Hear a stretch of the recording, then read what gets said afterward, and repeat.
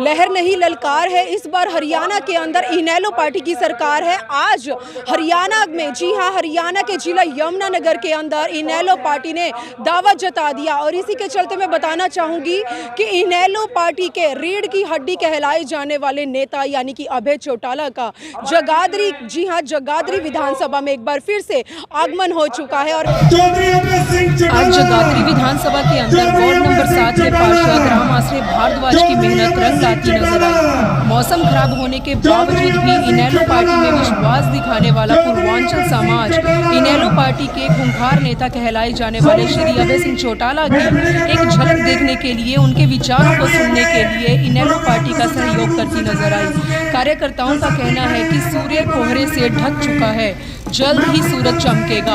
और आप जानते हैं कि यहाँ पर सूरज किसे कहा गया है। यहाँ पर कार्यकर्ताओं के द्वारा सूरज का खिताब यमुनानगर के पूर्व विधायक दिलबाग सिंह को दिया गया है। दोस्तों, आज कार्यकर्ताओं के साथ साथ यमुनानगर की जितनी जनता इस कार्यक्रम को देखने के लिए पहुंची, आज हर किसी को दिलबाग सिंह की कमी खल रही थी, लेकिन किसी को इस बात से कोई भी फर्क नहीं पड़ता।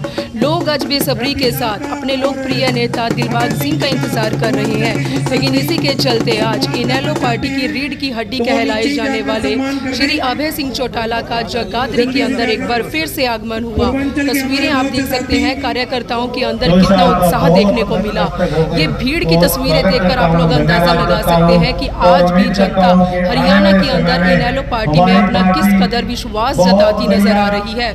हजारों के काफिले ने आज इनेलो पार्टी की नीतियों में विश्वास दिखाते हुए इस पार्टी में अपना कदम बढ़ाया है। दोस्तों, परिवर्तन के चलते क्या हरियाणा के अंदर 2024 के चुनावों में हरियाणा की जनता वाकई में ही बदलाव देखना चाहती है? तो जगाधरी के मेन बाजार से आज की ये बड़ी तस्वीर आप लोगों के साथ शेयर कर रहे हैं, जहां पर सर्व जातीय सम्मेलन एकता कार्यक्रम का आयोजन वार्ड नंबर 7 के पार्षद राम आश्रय भारद्वाज की ओर से किया गया। तस्वीरें आप देख सकते हैं। मेरी आप लोगों से यही अपील, आप लोग इस खबर को ज्यादा से ज्यादा शेयर करें। आज के सैकड़ों लोगों ने इस पार्टी की नीतियों में विश्वास जताते हुए इस पार्टी का दामन थामा है। तस्वीरें देख सकते हैं, जगाधरी के मेन बाजार की ये तस्वीरें हैं, जहां पर आज इनेलो पार्टी की ओर से एक बहुत बड़े कार्यक्रम का आयोजन किया गया है। दोस्तों, आने वाला वक्त बताएगा कि हरियाणा की जनता बदलाव के चलते क्या वाकई में ही बदलाव देखना चाहती है। लेकिन तस्वीरें देखकर आप लोग अंदाजा लगा सकते हैं कि आज भी लोग इंडियन नेशनल लोकदल पार्टी में किस कदर अपना विश्वास जताते नजर आ रहे हैं। आज यमुनानगर के इनेलो पार्टी के पूर्व विधायक दिलबाग सिंह यहाँ पर नहीं है। कार्यकर्ताओं को और जनता को कहीं ना कहीं उनकी कमी महसूस हो रही है, लेकिन किसी को इस बात से फर्क नहीं पड़ता कि दिलबाग सिंह कहाँ पर हैं। वो कहीं पर भी हो, लेकिन आज यमुनानगर की जनता के साथ साथ उनके कार्यकर्ताओं के दिल में मौजूद है पूर्व विधायक दिलबाग सिंह। दोस्तों, जैसे यमुनानगर के अंदर पूर्व विधायक दिलबाग सिंह का कोई जवाब नहीं, ऐसे ही हरियाणा की राजनीति में अगर इंडियन नेशनल लोकदल पार्टी में अगर हम अभय चौटाला की बात करें तो वाकई में उनका भी कोई जवाब नहीं। तस्वीरें आप देख सकते हैं कि आज इंडियन नेशनल लोकदल पार्टी की नीतियों में विश्वास जताते हुए पूर्वांचल समाज के लोगों ने इस पार्टी में अपना कदम बढ़ाया है। पार्टी दावा जता रही है आने वाले चुनावों में अपनी पार्टी का परचम लहराने का, लेकिन वक्त बहुत बलवान है। दोस्तों, वक्त बताएगा, वक्त तय करेगा कि लोग आज किस पार्टी के लिए सुनहरे सपने संजो रहे हैं और कौन सी पार्टी आने वाले चुनावों में इन जनता के, जी हाँ, जनता के सपनों को साकार करेगी। तस्वीरें देख सकते हैं, मंच के ऊपर इनेलो पार्टी के प्रदेशाध्यक्ष के साथ खूंखार नेता कहलाए जाने वाले अभय सिंह चौटाला मौजूद हैं। आज हजारों सैकड़ों का काफिला अभय सिंह चौटाला की एक झलक देखने के लिए यहाँ पर पहुंचा हुआ है।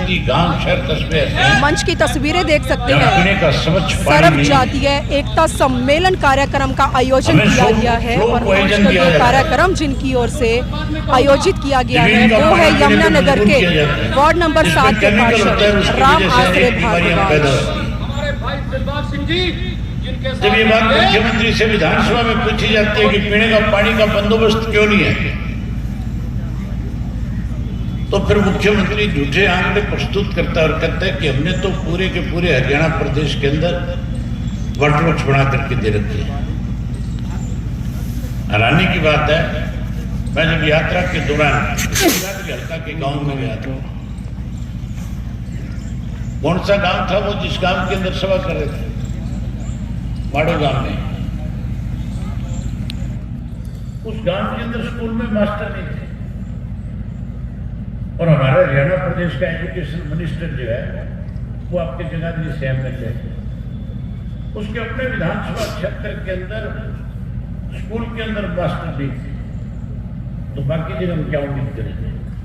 मैं कल का अखबार पढ़ रहा था, उस अखबार में खबर छपी हुई थी, हाईकोर्ट की तरफ से एजुकेशन डिपार्टमेंट से पूछा गया कि कितने मास्टरों की कमी हरियाणा प्रदेश के स्कूलों में। आपको सुनकर के हैरानी होगी, उन्होंने दिया कि 28,000 मास्टर जो है हमारे हाई सेकेंडरी तक के स्कूल है उनमें कम है। जिस प्रदेश के अंदर 28,000 अध्यापक कम होंगे, आप फिर मान के चलो उसमें गरीब का बच्चा स्कूल में पढ़ नहीं सके, क्योंकि गांव के और शहर के स्कूल के सरकारी स्कूल में अगर टीचर नहीं होंगे तो गरीब आदमी जो मजदूरी करके अपने घर का खर्चा चलाता है वो अपने बच्चे को किसी प्राइवेट स्कूल में नहीं पढ़ा पाएगा, फिर तो बच्चा अनपढ़ रह जाएगा। सरकार की नीयत यह है कि गरीब का बच्चा अनपढ़ रहे। जहां गरीब के बच्चे को अनपढ़ रखना चाहते हैं, वहीं उसके साथ साथ अस्पतालों में डॉक्टरों की कमी की वजह से आज गरीब आदमी इलाज भी नहीं करवा सकता। हरियाणा प्रदेश के अंदर ये तो कहते हैं कि हमने विकास कर रहे हैं, विकास करने के बजाय प्रदेश को दोनों हाथों से लूटने में लगे हुए। इस सरकार बनने के बाद 18 से ज्यादा घोटाले हुए।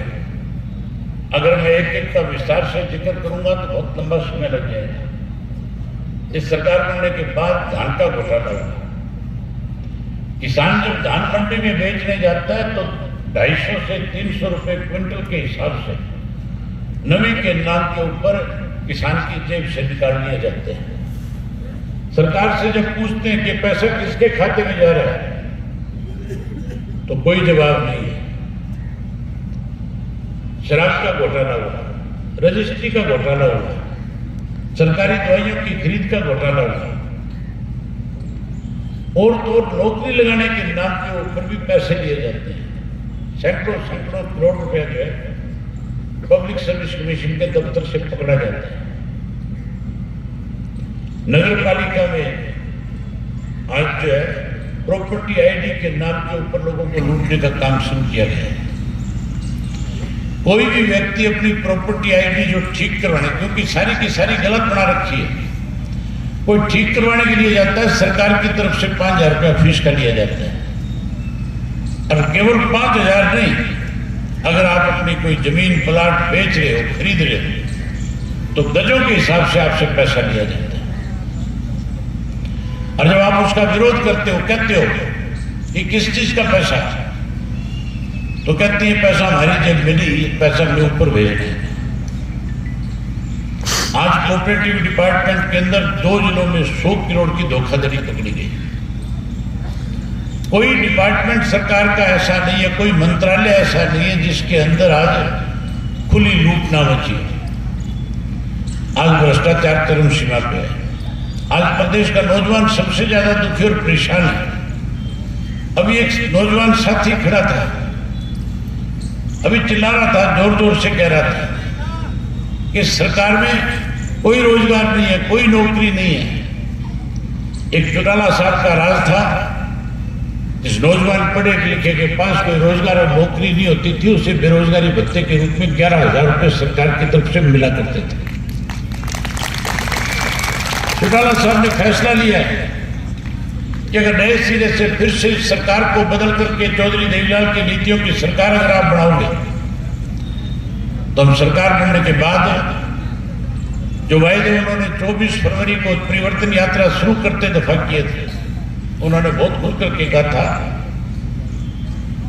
कि जो वायदे इस सरकार ने किए उसने तो पूरे नहीं किए, लेकिन अगर आप हमारे पे विश्वास करोगे, भरोसा करोगे, हमारी सरकार बनाओगे तो सरकार बनने के बाद सबसे पहले हमारा पढ़ा लिखा नौजवान जो आज निराश है, उस पढ़े लिखे नौजवान के लिए जो आज सरकारी नौकरियां रिक्त पड़ी है, 2,09,000 नौकरी आज खाली है हरियाणा में।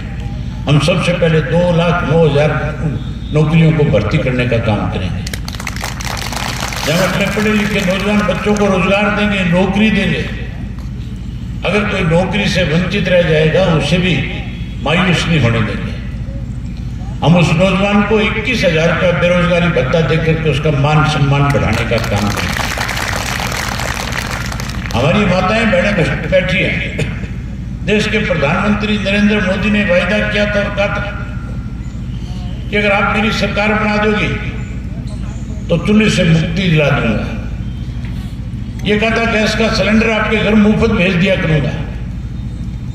लेकिन गैस का सिलेंडर मुफ्त में भेजने की बजाय जो 250 रुपए का सिलेंडर होता था उसकी कीमत 1200 रुपए कर दी।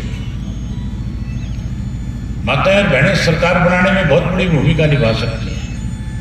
अगर आपने उनके बाद इंडियन नेशनल लोकल पार्टी को सत्ता में लाने का काम किया तो सत्ता में आने के बाद महीने की पहली तारीख को हरियाणा सरकार की तरफ से आपके घर में गैस का सिलेंडर मुफ्त में आया करेगा। जहां गैस का सिलेंडर आपको फ्री में देंगे, वहीं उसके साथ साथ हर गृहिणी के खाते में 1100 रुपए उसकी रसोई ठीक से चले, उसको रसोई का खर्चा किसी से मांगना ना पड़े, 1107 में देगा। चौधरी देवीलाल जी ने बुढ़ापा पेंशन शुरू करी थी। जब पेंशन बढ़ाई थी तो उन्होंने किसी की इनकम नहीं देखी थी, उन्होंने केवल उसकी उम्र देखी थी कि जिसकी उम्र 60 वर्ष हो जाएगी हम उसको सरकार की तरफ से 100 रुपये माहवार पेंशन के देंगे। इस मौजूदा सरकार ने, पिछली कांग्रेस की सरकार ने कैसे बुढ़ापा पेंशन काटी जाए उसके लिए कैप लगा दिया। कांग्रेस वालों ने तो किया था 1,40,000 से ज्यादा जिसकी इनकम थी उसकी पेंशन काटते थे। भाजपा वालों ने 1,80,000 के नाम के ऊपर हरियाणा प्रदेश में 5 लाख बुजुर्गों की पेंशन काट दी। जहां 5 लाख बुजुर्गों की पेंशन कटी है वहीं गरीब लोगों के 9 लाख से ज्यादा गरीब लोगों के पीले कार्ड भी काट दिए गए। पीले कार्ड कट गए कि नहीं कट गए? आप लोगों के पीले कार्ड काट दिए गए। वही राशन कार्ड भी काट दिए और नए नए कार्ड बना दिए, नए नए पोर्टल बना दिए, जिसकी वजह से आपको रोज परेशान होना पड़ता है। इन्होंने तुम्हारे कार्ड काट दिए, तुम इनकी रान क्यों नहीं काट देते? रान काटोगे कि नहीं काटोगे? रान काट दोगे। मैं प्रेस के साथियों से कहना चाहूंगा कि लोगों में आज किस तरह का गुस्सा सरकार के खिलाफ है। जहां आपने इनको इस चुनाव में सत्ता से बाहर करना है, आप सत्ता से बाहर करो। हम चौधरी देवीलाल की बनाई हुई पेंशन जो 100 रुपए थी, चौधरी देवीलाल की नीतियों को आगे बढ़ाएंगे और 100 रुपए वाली पेंशन को 7500 रुपया करके महीने का बुजुर्ग का मान सम्मान बढ़ाएंगे। जिन 5 लाख की कटी है उन्हें भी चिंता करने की जरूरत नहीं। हम उन 5 लाख बुजुर्गों की पेंशन ब्याज के समेत उनके घर पे पहुंचाने का काम करेंगे। गरीब आदमी का जो पीला कार्ड काट दिया, जो राशन कार्ड काट दिया, हम सारे कार्ड समाप्त करेंगे, राशन कार्ड बनाएंगे जिससे आपको सारी सुख सुविधाएं मिलेगी। जहां राशन कार्ड बना करके देंगे वही चौधरी देवीलाल आवास योजना के तहत हर गरीब आदमी का, चाहे वो शहर में रह रहा है चाहे वो गांव में रह रहा है, हम उसको 100 गज का प्लाट देंगे, पक्का मकान बना करके गरीब आदमी के सर पे छत देने का काम करेंगे। मैं जब इस यात्रा के दौरान गांव, शहर और कस्बों में गया, मेरे सामने एक सबसे बड़ी समस्या आई। आम आदमी दुखी था, आम आदमी कह रहा था, माताएं बहनें कह रही थी बिजली के बिल बहुत आते हैं, बिजली कम मिलती है, कट लगता है। जो बिल 500-700 रुपए महीने का आता था आज वो बिल बढ़ करके 5-5, 7-7, 10-10 हजार के हो गए। जगाधरी में बिजली के बिल कम सस्ते आते हैं, महंगे आते हैं। बिजली महंगी मिलती है, सस्ती मिलती है तुम्हें। तुम्हारी भारतीय जनता पार्टी की सरकार ने तुम्हारी ऐसी हालत कर दी कि तुम अपनी बात बोल करके भी नहीं बता सकते।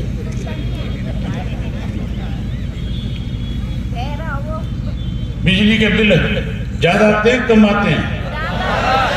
ज्यादा आते हैं। मैं लोगों से वायदा करके आया हूं। आपको मेरी बात पे विश्वास है नहीं है? विश्वास है तो एक बार हाथ खड़े करके कहो कि विश्वास है। अगर आप विश्वास करोगे, भरोसा करोगे, सरकार बनाओगे, तो सरकार बनने के बाद ये मीटर जो तुम्हारे घरों के बाहर लगा रखे, जो बिजली की बजाय धूप से चलते हैं, मुझे कई बुजुर्गों ने तो यहां तक भी कहा, बोला कोई होके की करड़ी घूट मीटर के साथ जाके मार दे तो भी चल पड़ता है। मैं उनसे वायदा करके आया और कह के आया कि तुम सत्ता का परिवर्तन करो। ये जो बाहर घरों के मीटर लगे हुए, मीटर पड़वा करके मनोहर लाल खट्टर के घर भिजवा दूंगा।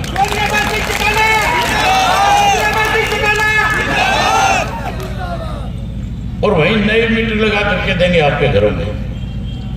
और मीटर भी ऐसे बनवा करके मंगवाऊंगा जिनकी गरारी 500 पे आके फंस जाएगी, 500 से फालतू बिल नहीं आएगा।